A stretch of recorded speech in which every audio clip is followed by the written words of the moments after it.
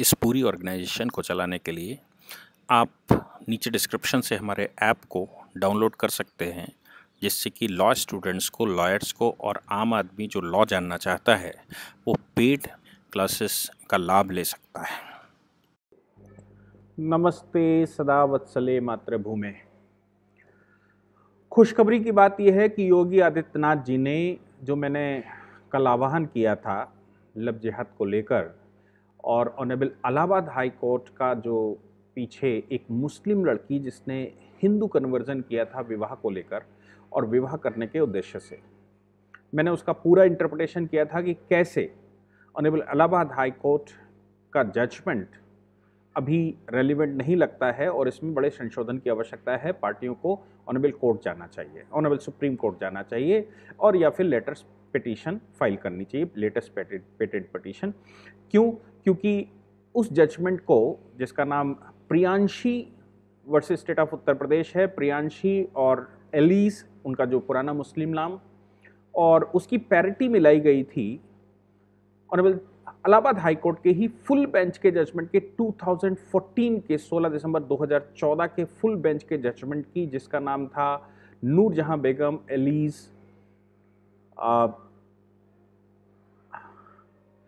नूरजहां बेगम Alice, कोई हिंदू नाम था, मैं उसका अभी अंजलि मिश्रा। और ये कहा गया था कि उसमें सूरा 2 की आयत नंबर 221 का हवाला देते हुए पुराने जजमेंट में ये कहा गया था फुल बेंच का कि किसी भी व्यक्ति का, किसी भी महिला का कन्वर्जन अगर शादी का उद्देश्य है तो वो कन्वर्जन वैलिड नहीं है। इसलिए इलाहाबाद हाई कोर्ट ने अभी रिसेंटली उसको मानने से मना कर दिया था और ये कहा था कि हम तुमको प्रोटेक्शन नहीं दे सकते क्योंकि तुम्हारी मैरिज वैलिड नहीं है।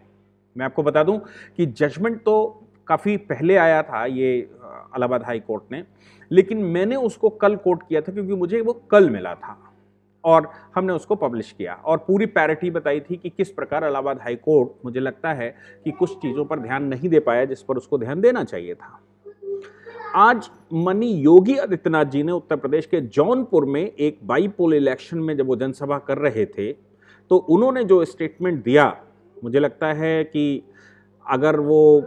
बात उनकी जानकारी में पहले होती तो शायद वो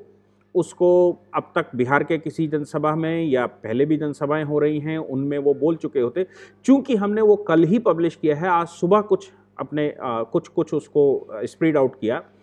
तो ये बात सरकार तक पहुंची और शुक्रिया सरकार, धन्यवाद हम उनका योगी आदित्यनाथ जी का देते हैं कि उन्होंने हमारी बात सुनी और उसको ध्यान दिया। योगी आदित्यनाथ जी ने जो स्टेटमेंट दिया, उन्होंने कहा राम नाम सत्य है, यानी कि अब लव जिहाद का राम नाम सत्य उत्तर प्रदेश में होने वाला है और वो ऐसा कठिन कानून लाने वाले हैं जिसमें राम नाम सत्य हो जाएगा। अब अगर कोई भी व्यक्ति अपनी आइडेंटिटी छुपाकर किसी भी महिला के साथ विवाह करता है, किसी भी महिला को बरगलाता है, किसी बच्ची को बरगलाता है, हमारी बहनों को बरगलाता है, तो ऐसे व्यक्ति का राम नाम सत्य है। और अब लव जिहाद उत्तर प्रदेश में थिंग ऑफ पास्ट होगी। मैं आपको बता दूं कि पहले भी अभी जब लव जिहाद के मामले उत्तर प्रदेश में बड़ी तेजी से बढ़ रहे थे तो उत्तर प्रदेश सरकार ने उस पर एक एसआईटी नियुक्त की थी, खास तौर से कानपुर के एक क्षेत्र में, जहां एक एडवोकेट, एक मुस्लिम एडवोकेट फर्जी डॉक्यूमेंट्स बनाती थी और फर्जी डॉक्यूमेंट बनाकर मुसलमानों को देती थी। उसके बाद वो मुस्लिम बच्चे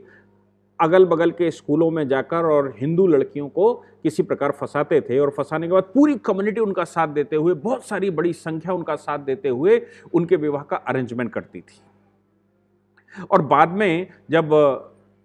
मोहब्बत हो गई तो फिर क्या हिंदू और क्या मुसलमान, तो फिर उसने बताया कि भाई हम इस्लामिक हैं और ऐसा ऐसा ऐसा ऐसा। फिर लड़की के पास कोई चारा नहीं रहता, एक आध बच्चे होने के बाद या फिर विवाह होने के बाद या फिर प्रेम में कुछ और हद पार करने के बाद उसके पास कोई उपचार नहीं होता।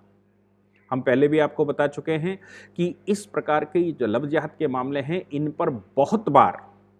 एयरपोर्ट पर बच्चियां पकड़ी गई हैं। एयरपोर्ट पे बच्चे इन द सेंस कि उनके साथ ऐसा किया गया, उसके बाद उनको यहाँ से डिस्पोज किया गया। उनके कुछ खबरें ऐसी भी आई कि उनको बाद में उनके अंगदान या ह्यूमन ट्रैफिकिंग में उनका इस्तेमाल किया गया, क्योंकि हिंदू समाज का एक स्वभाव है कि अगर लड़की ने भागकर शादी की है, किसी दूसरे रिलीजन, खासतौर से इस्लामिक रिलीजन में शादी की है, तो परिवार वाले कोई मतलब नहीं रखते। अब लड़की अनाथ टाइप की हो गई, और अगर उसने उस समाज में जाकर, और निश्चित है कि 99% बच्चियां जब उस समाज में जाती हैं तो मोहब्बत में तो फंस जाती हैं, लेकिन जब वो समाज में जाती हैं और वहाँ का माहौल देखती हैं तो उनको वो रास नहीं आता, और जब वो वापस आना चाहती हैं तो परिवार वाले उनको बुलाते नहीं हैं, और जब तक उनको विचार आता है तब तक उनके 1-2 बच्चे हो चुके होते हैं।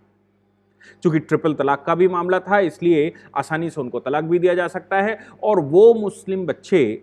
जिनकी विवाह नहीं हो रहे हैं, फिर उनके साथ इन के प्रकार विवाह कर दिया जाए, और या फिर वो जिसने विवाह किया है उसको चूंकि इस्लामिक कानूनों के तहत उसको कन्वर्ट करके विवाह किया गया, इसलिए उनको 2, 3 और 4 विवाह करने तक का अधिकार मिल जाता है। इसलिए आप पड़ी रहिए कोने में, और अब उन्होंने दूसरी, तीसरी और चौथी शादी कर ली, और यहां तक कि उनको ट्रिपल तलाक का राइट था तो ट्रिपल तलाक देकर छुट्टी कर ली। हालांकि ट्रिपल तलाक पर कानून पास करके अभी भी ऐसा नहीं हुआ है कि वो ओरल अनाउंसमेंट नहीं होता। अब वो ओरल अनाउंसमेंट 3 तौर पर होगा, अभी भी ना ले जाने की आवश्यकता नहीं। माननीय मुख्यमंत्री जी ने जो अनाउंसमेंट किया, उन्होंने कहा हम बहुत कठिन कानून लाएंगे, और इस कानून के तहत कन्वर्जन और पुराने जजमेंट का, जिसका मैंने आपको अंजलि मिश्रा का जजमेंट बताया था, नूर जहां बेगम एलिस उर्फ अंजलि मिश्रा, उस जजमेंट के बारे में उन्होंने, जजमेंट का डायरेक्ट हवाला तो नहीं दिया, लेकिन इलाहाबाद हाई कोर्ट के जजमेंट को उन्होंने साथ में कोट किया। ऐसी मीडिया खबरों में आया कि उन्होंने कहा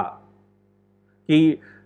इलाहाबाद हाई कोर्ट के 2014 के जजमेंट और अभी रिसेंटली जो जजमेंट आया है, उन जजमेंट को ध्यान में रखते हुए हम अभी एक कठोर कानून लाने वाले हैं, उसका पालन कैसे हो इसकी व्यवस्था करने वाले हैं। आप अगर वो अभी कल ही का मामला है जिसमें मैंने उसकी हेडिंग दी थी, मुसलमान ही, लड़की मुसलमान ही है, ऐसा क्यों? क्योंकि इलाहाबाद हाई कोर्ट ने कहा था कि conversion for the purpose of marriage is invalid. मैंने कहा था कि कन्वर्जन हिंदुइज्म में अगर होता है तो वो कन्वर्जन नहीं कहलाता, वो घर वापसी कहलाती है, और हिंदू का कोई रिलीजन नहीं होता है। एक्चुअली हिंदू एक धर्म है जो व्यापक है, और रिलीजन उसका एक हिस्सा छोटा सा बनता है। मैं आपको बता दूं कि जो एसआईटी योगी आदित्यनाथ जी ने बनाई थी, उसमें ये सामने आया है कि सिस्टमेटिक तरीके से कुछ फॉरेन फंडिंग उस पर होती है, कुछ संस्थाओं की फंडिंग होती है, जिससे हिंदू लड़कियों को फंसाने के लिए मुस्लिम लड़कों को तैयार किया जाता है। उनको एक किसी न किसी रेस्टोरेंट में या कहीं नाई की दुकान पर उनको गाड़ियों की चाबियां दी जाती हैं, उनको कपड़े दिए जाते हैं, उनका मेकअप किया जाता है, उनको कुछ पैसे दिए जाते हैं, और उनको गाड़ियाँ शिफ्टों में दी जाती कि मॉर्निंग शिफ्ट में कौन जाएगा, दोपहर की शिफ्ट में कौन वो गाड़ी इस्तेमाल करेगा, शाम की शिफ्ट में कौन करेगा, और रात की शिफ्ट में कौन करेगा, जब स्कूल टाइमिंग होती है। तो बड़ी बड़ी गाड़ियों से वो बच्चे जो इस प्रकरण में शामिल होते हैं, वो कहीं चाय वाले, कहीं ठेले वाले, या जो पंचर वाले, ये बच्चे हैं, इनको तैयार करके ऐसा करवाया जाता है। बड़े जो अधिक धन वाले बच्चे हैं, अच्छे स्कूलों में पढ़ते हैं, उनको तो खुली छूट होती ही होती है। जो फिल्म स्टार वगैरह रहते हैं, उनको भी बहुत बड़ी खुली छूट होती है कि वो इसमें सहयोग करें। इसलिए मोस्टली फिल्म स्टार जो इस्लामिक है, 90% वो हिंदू लड़की से विवाह करता है। अब पूरा का पूरा बॉलीवुड उठाकर देख लीजिए। क्यों? क्योंकि ये लव जिहाद का मामला है, और इस मामले में सिस्टमेटिक तरीके से कन्विंस करके, दिमाग में जोर डालकर, और उसको किसी न किसी प्रकार से बरगलाकर विवाह किया जाता है। वो गौरी सिंह गौरी खान हो जाती है, या जो भी नाम रख दिया जाए, करीना कपूर करीना खान हो जाती हैं। ऐसा ये प्रकरण चलता है। मैं आपको आगे बताऊं कि मुंबई की वीमेन लॉ कमीशन ने राज्यपाल जी कोश्यारी जी से भेंट की थी अभी पिछले महीने,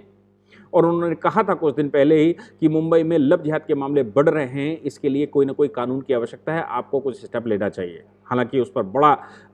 लेफ्ट विंगों ने बड़ा ऊधम मचाया था, मुस्लिम संगठनों ने बहुत ऊधम मचाया था, कम्युनिस्टों ने बहुत ऊधम मचाया था, अर्बन नक्सल्स ने बहुत ऊधम मचाया था, और ये कहा था कि ये बच्चों का प्रेम है और प्रेम पर प्रतिबंध लगाना चाहते हैं। योगी आदित्यनाथ जी ने बिल्कुल खुला डिक्लेरेशन आज करके हिंदुस्तान का तो दिल जीत लिया कि कोई राज्य तो है जो लव जिहाद को कानून में कानूनी पनिशमेंट लाना चाहता है, कानूनन उसको रोकना चाहता है। बाकी वो लव जिहाद का जो कानून लेकर आएंगे सुप्रीम कोर्ट में, हाई कोर्ट में और जहां कहीं भी चैलेंज होगा वो देखेंगे सब। लेकिन एटलीस्ट स्टेप तो शुरू हुआ। मुझे लगता है योगी आदित्यनाथ जी जो करना चाहते हैं, हिंदुस्तान के बाकी राज्यों को भी उस पर विचार करना चाहिए, खासतौर से असम में, बंगाल में, महाराष्ट्र में, जहां लव जिहाद के मामले बड़ी तेजी से बढ़ते ही जा रहे हैं और सिस्टमेटिक तरीके से उनकी फंडिंग करके ऐसा किया जाता है। मैं चाहता हूं कि योगी आदित्यनाथ जी बहुत जल्दी और कठोर कानून लाएं।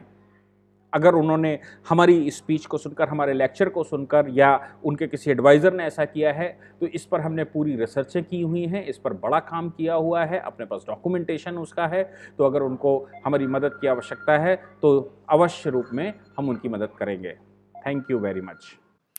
इस पूरी ऑर्गेनाइजेशन को चलाने के लिए आप